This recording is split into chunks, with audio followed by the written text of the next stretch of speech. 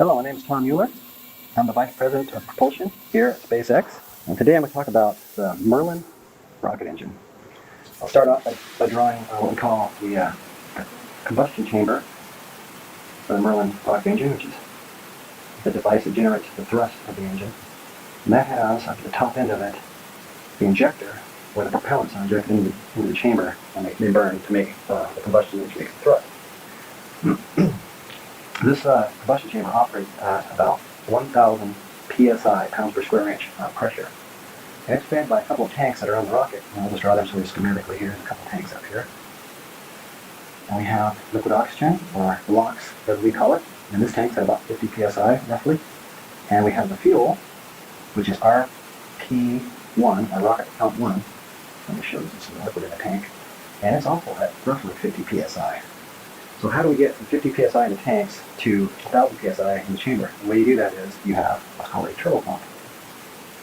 So this is two back-to-back impellers on a single shaft that pump the liquid oxygen, which I'll show a line connecting to the pump here, coming in at low pressure, 50 psi in, and it comes out at high pressure through a valve that we use to turn it on and off and into the liquid oxygen injector, and come out of the pump at about 1,400 psi.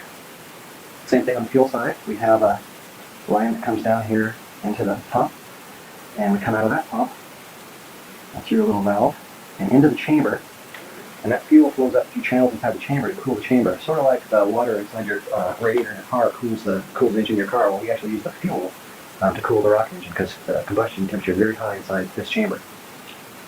To drive these two pumps, let me show. We come out of this pump at about 1,500 psi with the fuel. And to drive these two pumps, we have called a turbine that generates the horsepower to drive it. And the way we get the power for that, we have another little combustor that's called a GG, a gas generator.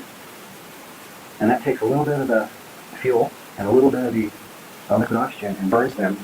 But it burns them fairly fuel rich, so the temperature of that gas is about 1,400 degrees F. Just red hot, but not so hot that it would burn the blades off the turbine. So you get a lot of power from it being hot, but not so hot that it would destroy the device. Inside the main chamber, we're actually running very close to optimum temperature. So in here it's about 6,000 degrees F, so much, much hotter. That's why this cooling jacket is so important to protect it. So we burn at high pressure inside this chamber, and then we come through what's called the throat of the rocket engine and out the nozzle. These hot gases expand and generate the thrust that we use to lift the rocket. And the thrust that we get from this Merlin engine is about 110,000 pounds force of thrust in vacuum when the rocket is at high altitude. And we have a figure of merit called ISP that we use in rocketry, and that's specific impulse. And that's equal to thrust over mass flow rate, or what we call MDOT. And my ISP for the Merlin engine is just around, just over 300 seconds is what the unit is. So if you divide it through, that means that the mass flow rate to this engine is about roughly 350 pounds mass per second. So to give you an example, 9 of these Merlin engines are used on the Falcon 9 first stage, and they burn for just under 3 minutes. And in that time, they consume just over 500,000 pounds of propellant. So it's a pretty thirsty device here to get into orbit.